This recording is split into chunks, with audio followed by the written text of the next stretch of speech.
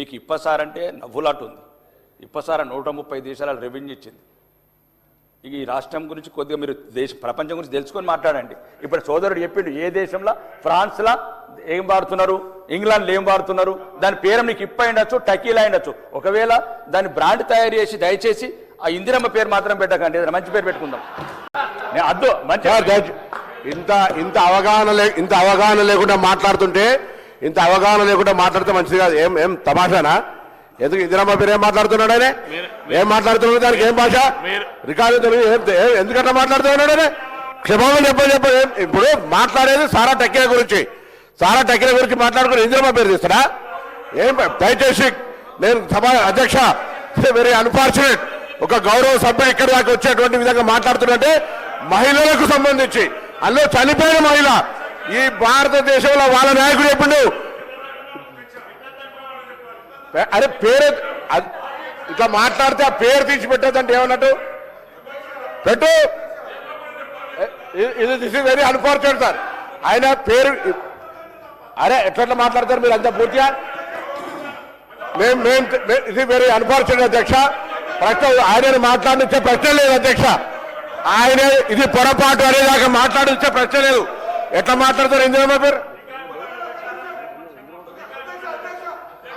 లేదా ఇందిరా అధ్యక్ష, ఆయనే సారీ చెప్పాలి, అది తొలగించాలి. ఇందిరమ్మ పేరు అనేటువంటి ప్రస్తావన అది సారా టెక్నిక్ పేరు పెట్టద్దని మాట్లాడుతారు. ఇదే ఎంత అన్యాయం అధ్యక్ష. ఏం అవగాహన ఉండి మాట్లాడుతున్నా, అవగాహన లేకుండా మాట్లాడుతున్నా? మాట్లాడుతున్నారు కదా ఇందిరమ్మ పేరు ఎందుకే? నువ్వు ఇందిరమ్మ పేరు ఎట్లా ఇస్తావు? ఎట్లా ఇస్తారు ఇందిరమ్మ పేరు? ఎట్లా ఇస్తారు ఇందిరమ్మ పేరు? Nothing doing sir. ఎట్టి పరిస్థితులల్లో ఆయన క్షమాపణ చెప్పాల్సిందే. ఇందిరమ్మ పేరు సారాకు సంబంధించి ప్రస్తావించినందుకు మా దేవత ఈ దేశానికి సంబంధించి వాజ్పేయి గారు ఉక్కు మహిళ అని చెప్పినాడు, దుర్గాదేవి అన్నాడు. అటువంటి ఆ పేరును వీళ్ళకి ఈజీగా ఉచ్చరిస్తారా? ఏమైనా కనీస అవగాహన ఉందా? గౌరవ సభ్యుడికి అర్హత ఉందా?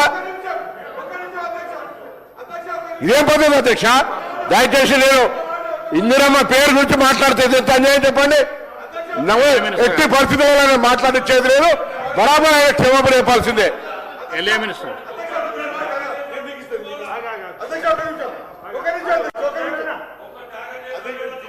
అధ్యక్ష, గౌరవ బీజేపీ శాసనసభ్యులు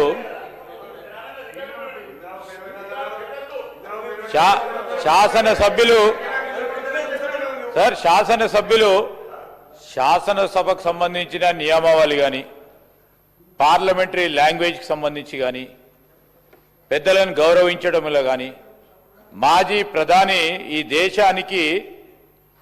దేశం గురించి త్యాగం చేసిన మా నాయకురాలు మాజీ ప్రధానమంత్రి గురించి అసలు ఈ విధంగా మాట్లాడడం చాలా బాధాకరం అధ్యక్ష.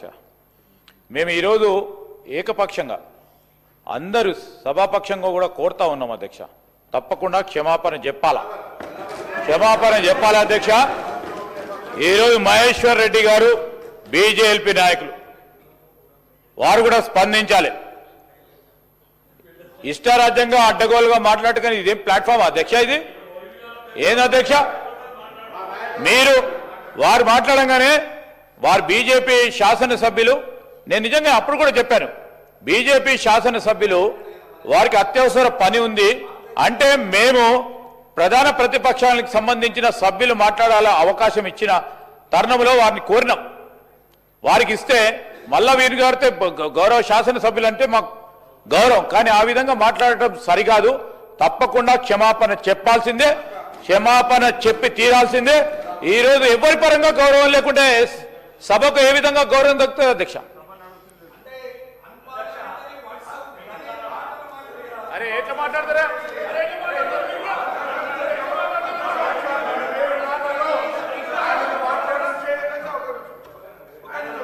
మినిస్టర్ గారు, శ్రీహరి గారు. అధ్యక్ష, సోదరుడు రాకేష్ రెడ్డి గారు ఇప్పపూత సార గురించి శాసనసభ్యులు మాట్లాడుతున్నప్పుడు ఈ విషయంలో ఎవరో అడిగితే ఎంత సీరియస్ గా అధ్యక్ష, ఎంత సీరియస్ గా మా వాళ్ళ జీవితాలు పోతున్నాయి, భార్య ఇదైపోతున్నాయని మాట్లాడి సీరియస్నెస్ తీసుకొచ్చి తానకు అంత ఇంపార్టెన్స్ ఇచ్చి ఎస్ ఆయన మాట్లాడుతున్నట్టు అర్థం ఉందని చెప్పి మేము అవకాశం ఇస్తే, ఒక మాజీ ప్రధాని అధ్యక్ష ఉక్కు మహిళగా పార్లమెంట్ లో దేశం కోసం ప్రాణం చేసి ఉక్కు మహిళగా బీజేపీ నాయకులు చెప్పిన ఒక నాయకురాలు బట్టి ఆమె పేరు పెట్టొద్దనడంలో ఎంత హాస్యాస్పదం అధ్యక్ష, ఎంత హాస్యాస్పదం అధ్యక్ష. కాబట్టి ఖచ్చితంగా దీని పట్ల ఆయన క్షమాపణ కోరాలి, ఖచ్చితంగా ఇది వర్డ్స్ కింద తీసేసే అధ్యక్ష. రాకేష్ రెడ్డి గారు వాడినటువంటి పదాలు అభ్యంతరకరమైన పదాలు అన్నింటి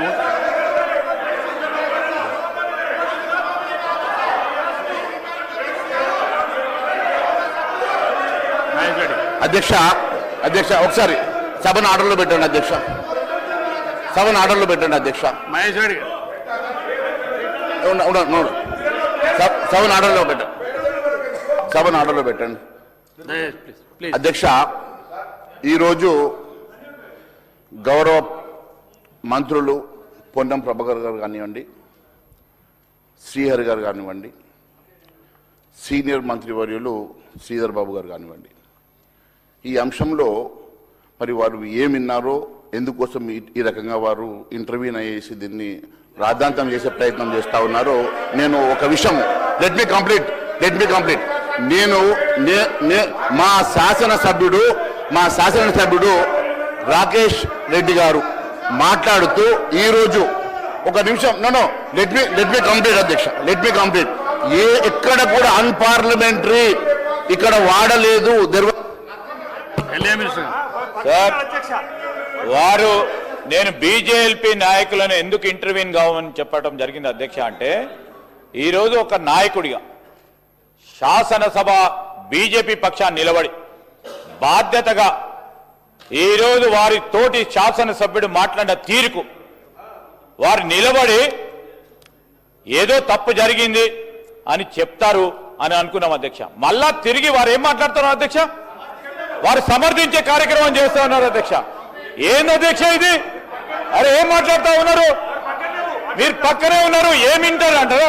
పొన్నం ప్రభాకర్ గారు స్పష్టంగా విని మాట్లాడిండ్రు, శ్రీహరి గారు కూడా స్పష్టంగా వినే మాట్లాడుతూ ఉన్నాం అధ్యక్ష. ఈరోజు మేము అడ్డగోలుగా స్వీపింగ్ రిమార్క్స్ చేయాలని అనుకోవటం లేదు. అరే ఏంది?